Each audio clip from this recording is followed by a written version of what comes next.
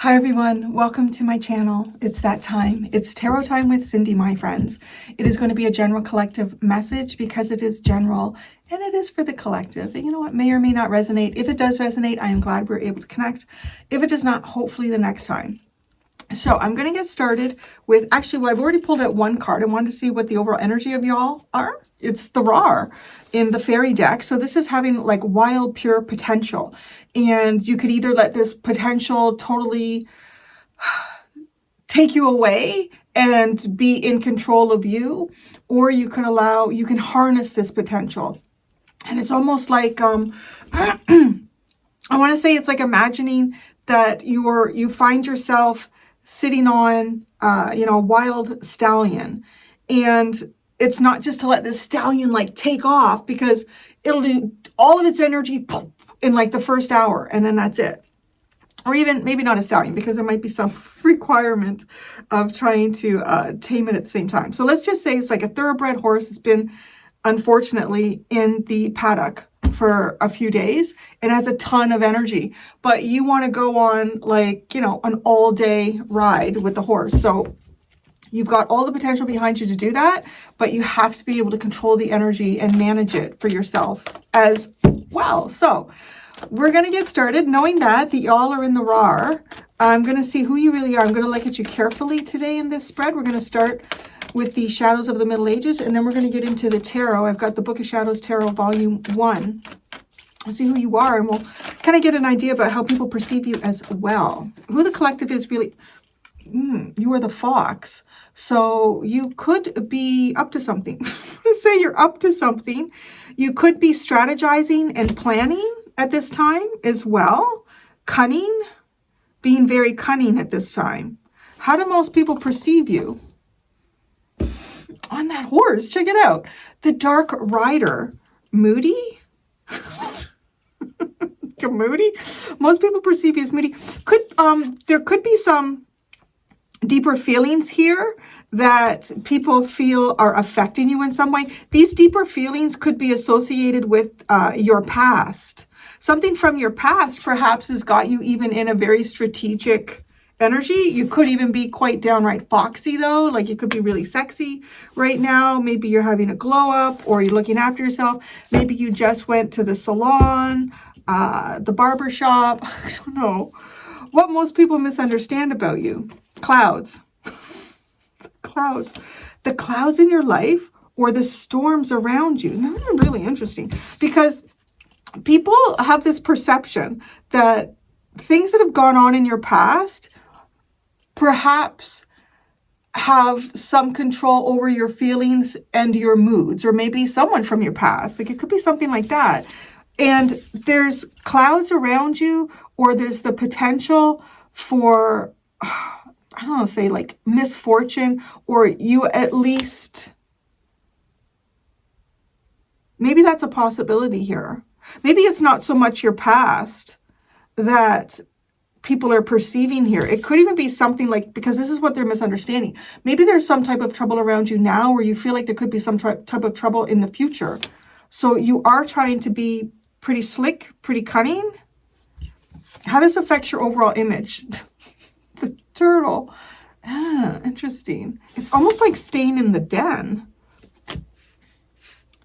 But this isn't how people perceive you. It's who you actually are. So it's quite cunning, strategic. Most people here are perceiving that you've had trouble in the past. Maybe you've had trouble in relationships, and the darkness in some of these relationships, they think cause you to pull back,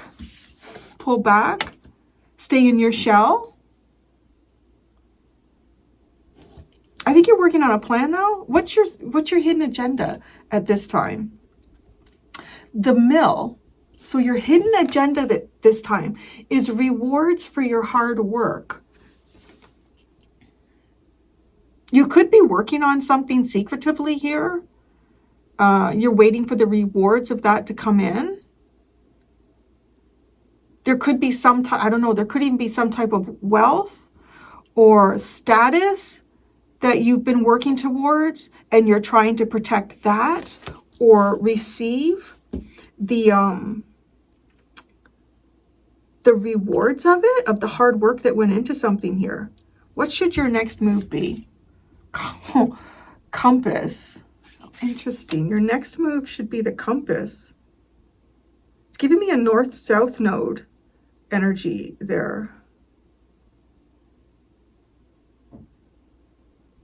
There's a direction here that you should be going in. It's preparing to go in a particular direction here. Maybe even making a decision about what direction you'd like to be going in.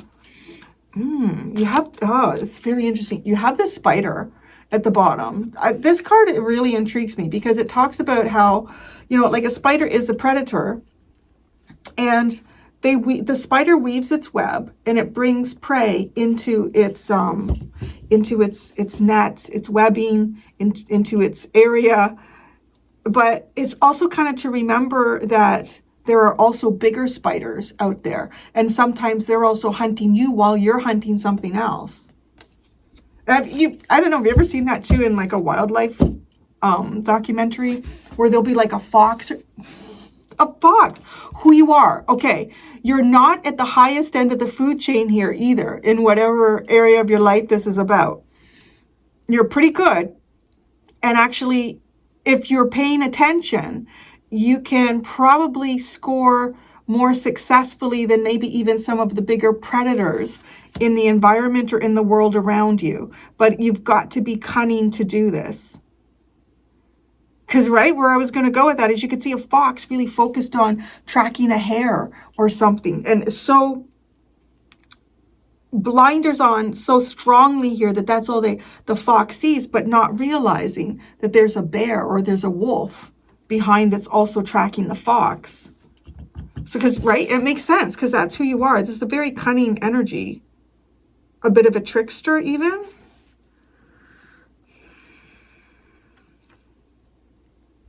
You don't go straight down the path. I don't know. Every time I think of foxes, I really honestly think of an animal that has adapted so well. I mean,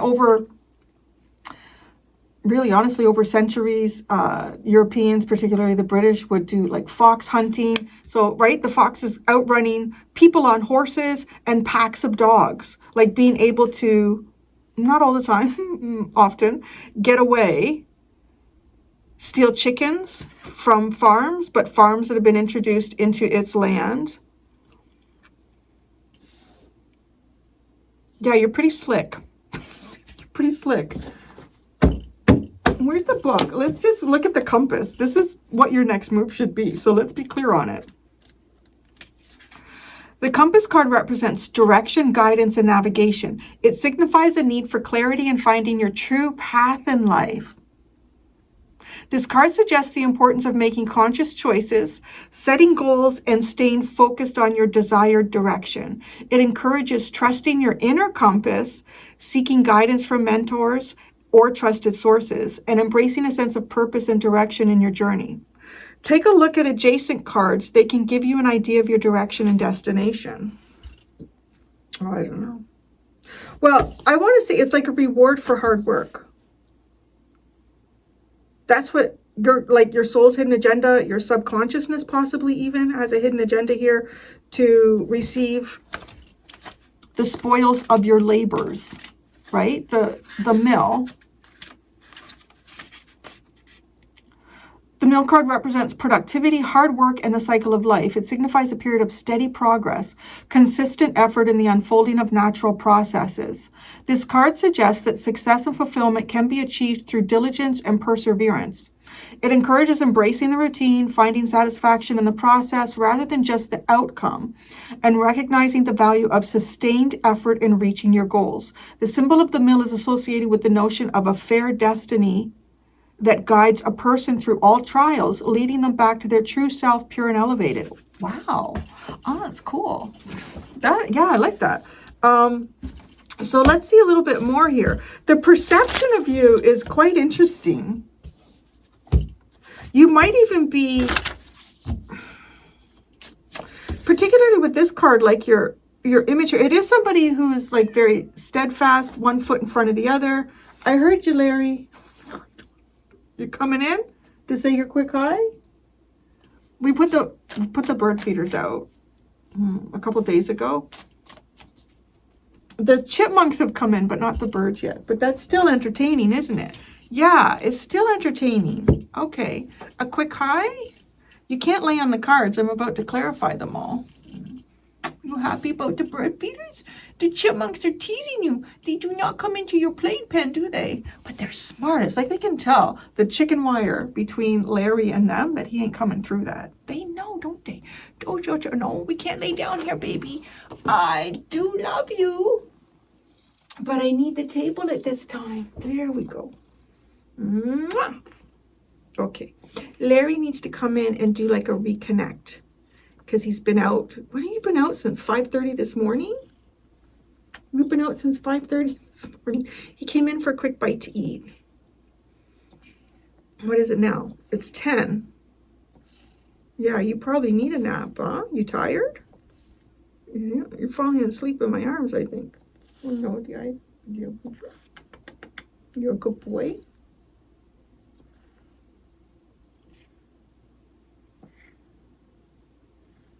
Okay.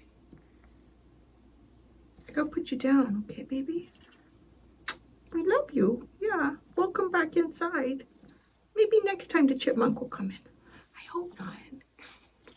Get a chipmunk. There you go, baby. There you go. Good boy. Oh, no, you're not gonna sleep in the bed? Oh, he just came to say hi. All right. He just wanted to update me on what was going on out there. Still trying to get the chipmunks. Okay. I don't know what we're talking about. We're talking about you staying, I don't know, in your shell. Staying in your shell. But like, you're really in your shell. But you're being cunning in there. It's like a fox in a den. What's going on? Because it's almost like you know other things are hunting too. Oh. What do I think about this too? It's like, who would be out hunting the fox but somebody on a horse? That's crazy. How people perceive you. You could be hiding from someone. Oh, I want to say you could full on be hiding from someone from your past.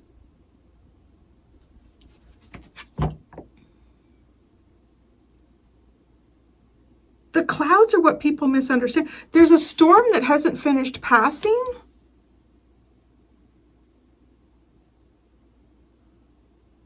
Gosh, this is interesting. It really is giving me the whole energy here of you finding yourself being chased down by something, or yeah, being chased down, running into your fox den. I always imagine foxes probably have a few dens scattered around. You know, you just never know. You always got to have a good spot somewhere. And so you're staying in, right? You're staying in, and the turtle is just, that's what people perceive. Oh, the collective is staying in their den. They're not coming out. But what they misunderstand is the clouds.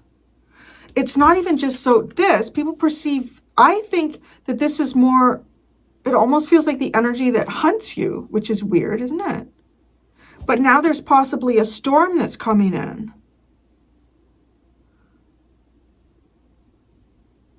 So there could be two issues here that you need to be cautious about. Could be two issues here that you need to be cautious about.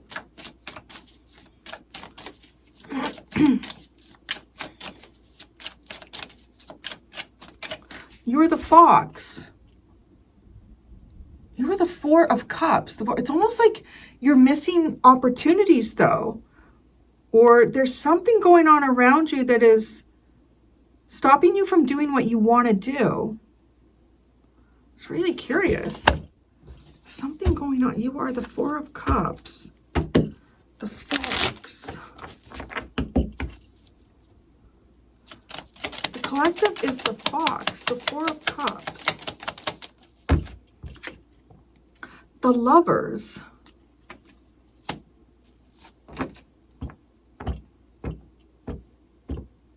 I need to know more about this rider in the clouds, because you're someone, it's almost like you were on your destiny, your path, right? The compass is kind of almost like telling you to get back on it. Yeah, something's going on here that's taking you off your destiny, your path. And it just has this weird feeling of like a dark hunter. People are highly aware of the dark hunter that's either been in your life. I want to say possibly, because this is more like a past tense card. The other rider, the guy on the white horse, is more like good news coming towards you. So here's the other thing too. Some people could even have some negative feelings and perceptions towards you. But this could be, I want to say this is misunderstood. It's kind of like if you meet someone at a really bad time, or you meet someone in the middle of a storm. You know, there's lightning going on, there's tornadoes, there's downpour. What did you say? I can't hear you. I gotta go. It's like, jeez, collective's a little freaky, right? Like, I want to say it even looks like you're fearful, or you're fearful. You're timid. That's the image here. You're timid. A fox isn't timid. A fox is highly sly. There's a difference, right? But there is an image here that you're timid. All right.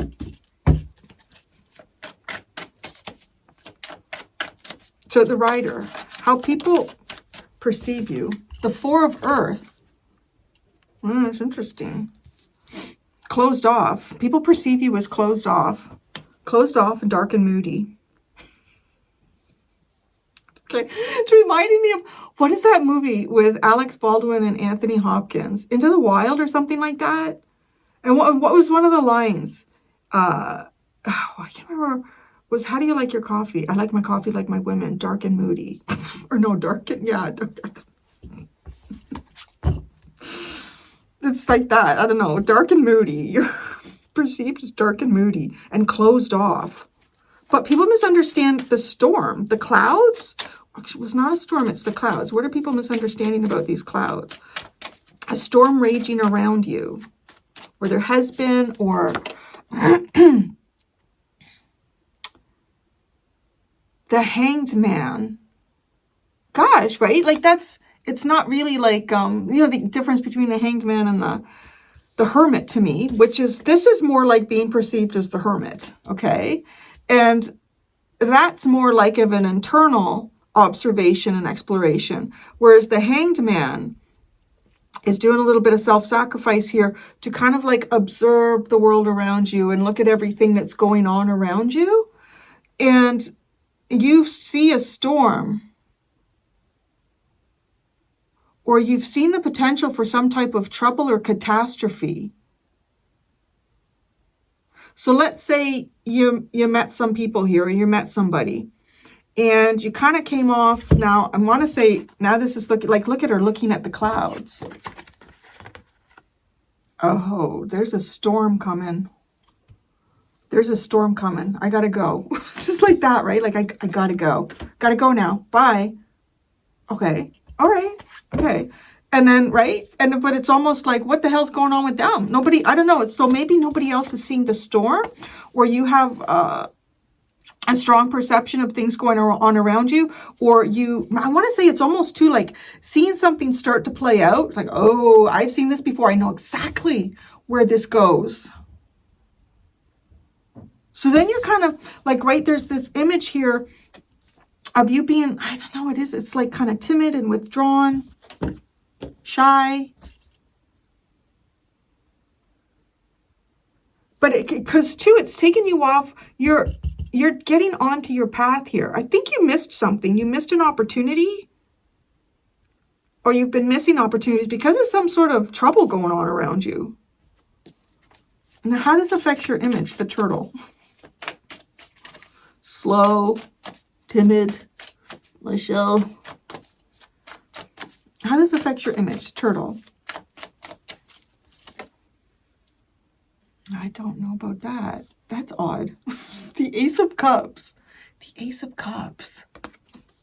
It's a very sexual card. Sexually timid? Emotionally timid. Sexually and emotionally timid here. And withdrawn. You I'm sure this is just what you were dying to hear when you came into this. So I have this image.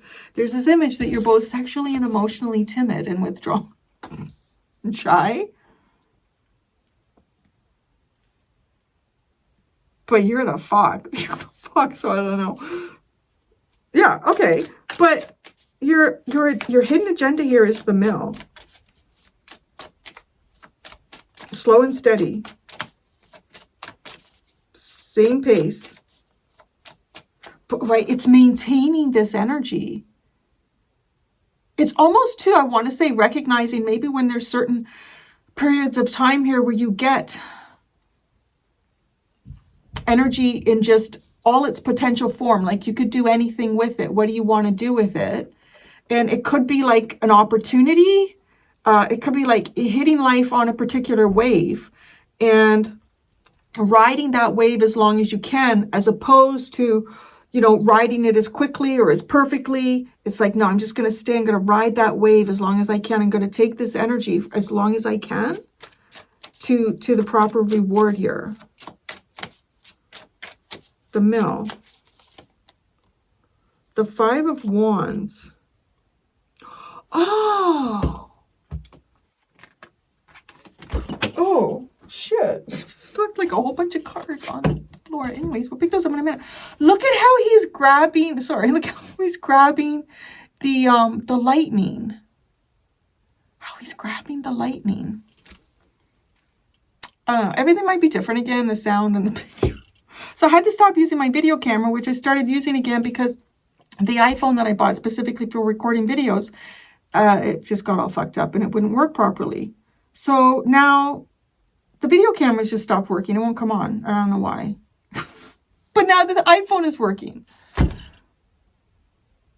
No, I have me and electronic devices.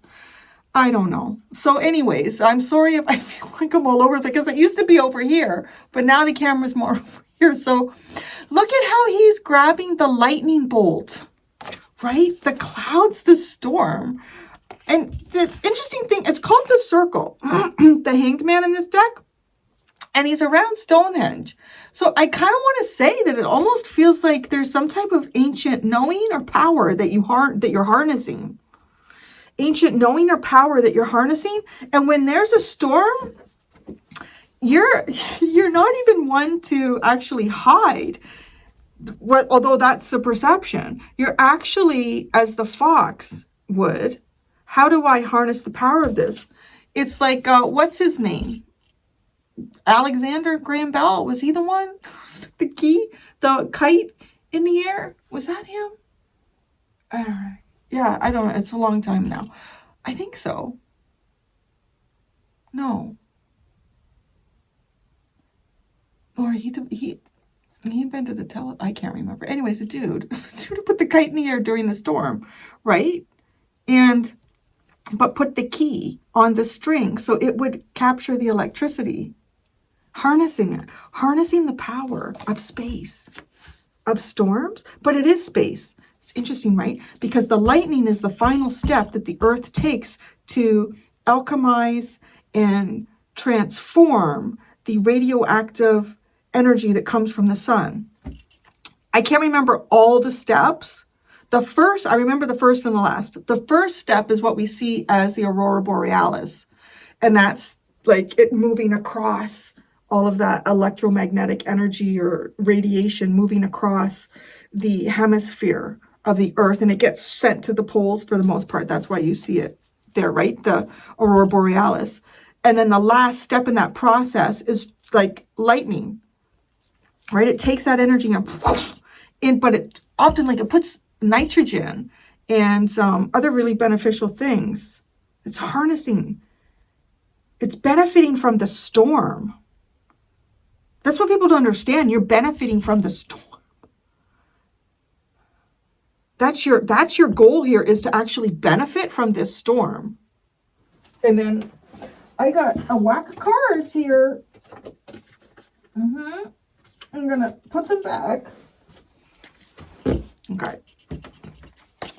Because we haven't finished with the compass.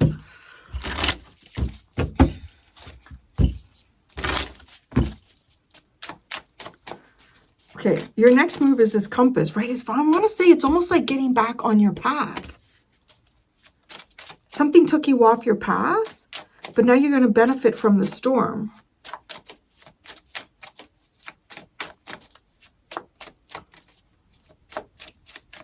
The compass is what your next move should be. Woo! The Nine of Cups, the Nine of Water. Hey, that's nice. It's fulfilling your dreams, your hopes, your wishes. Pursuit of happiness. It's like the pursuit of happiness. The pursuit of happiness is what your next move should be. The Three of Water. There's the rain. Oh, it's all in the upright. That's too much. Oh, wait. Oh, it starts with the world. I love it. So we start, your underline starts with the conclusion, some sort of major conclusion that took place in your life. And this was concluded properly. You learned all the lessons you needed to learn. You closed it off in whatever way it required to be closed off. And then you get the Ten of Water. I'm so happy. And then you get the Ten of Pentacles. And everything around me is so great. I'm so happy and everything around me is so great. We're all so wonderful together. And then you have the Four of Wands. Wow, let's freaking celebrate. And then you get the Eight of Cups. I don't know what you're doing. But then you make it rain. Look at this. Look at how she's like with the Eight of Cups. She's stirring up some magic and then the rains come down. The rains. The rains. There's an intense energy about you. It rains. And then the Five of Pentacles. Everybody feels left out and excluded. I don't know. There's something really almost otherworldly about you. I would say it's kind of like almost otherworldly. There's a real strong hint here of magic in what you do. Yeah, everybody feels left out, but look at what the rains do though. There's even, gosh, it's fascinating. Because, right, it's like you do some type of magic here and you're causing the rains to come down. And then when we get enough rain, like it does, it fills up the rivers and it's like, it almost produces this waterfall. And I just feel like these gnomes are stuck on the opposite sides because of all this, almost like all this emotion. It's like an emotional purge. You're an alchemist. Yeah, it's almost like you're an otherworldly alchemist of some type here. And then, what are you up to? I think you challenge your own soul at times. Or no, your soul, multiple challenges. It's almost like you've got a path that you're going on. Everything's great. Fuck that shit. Let's blow it up. Let's blow it up and see what happens. It's very, yeah, I don't know. Because then you have the Four of Air and it's kind of like, okay, now I trust my guides to guide me through this. To take me through this, this darkness that I've created. This weather system. Right? Because he's following the four-leaf clover. It's drawing him towards it. And then when he gets closer, he'll see the coin. And then when he gets even closer, he'll see the black cat. Like, it's like, okay. You could have been following what the world told you was happiness here. I want to say, you could have been following what the world told you was your happiness. And then you said, oh, no, screw this shit. I'm going to make it rain. And I'm going to flood the waters. And I'm going to put a divide between myself and everything that I thought I knew. And then that's going to bring spirit into my life. And I'm going to follow the signs. And you follow the signs. And you don't know where you're going with the Eight of Air, but you feel supported. You feel supported. And actually, the fact that you don't know where you're going, it almost feels like it somehow it starts to light up your chakras. It's connecting your otherworldliness with your human self. The Three of Water and the Seven of Water. Well, that's interesting. Now it's almost like you don't make it rain anymore. But there's a sense of emotional, is it? I don't want to jump to that with just this card. The Seven of Water is really different from other, because she's come out of the heat of the desert. And the pixies are balancing the scale. The feather, she's holding the feather and it's Egypt behind her. Feels very much like, I can't remember the goddess. I'm just thinking of Anubis here, but right, like measuring the heart. There's a spiritual challenge here. It's really interesting. And it looks like it starts off with, yeah, this is, I'm happy, this is wonderful. This is how it's supposed to be. This is how the world has told me to find happiness. And then, I don't know, maybe it's some type of spiritual awakening. You hit with the 8 of Cups, like, poof, and it's going to fucking rain, man. Let me tell you, I'm going to make it rain. And I'm going to make so much rain that everything is divided. I'm polarizing my own life. And in doing that, the only thing that I have to follow and the only thing that I can trust are my guides.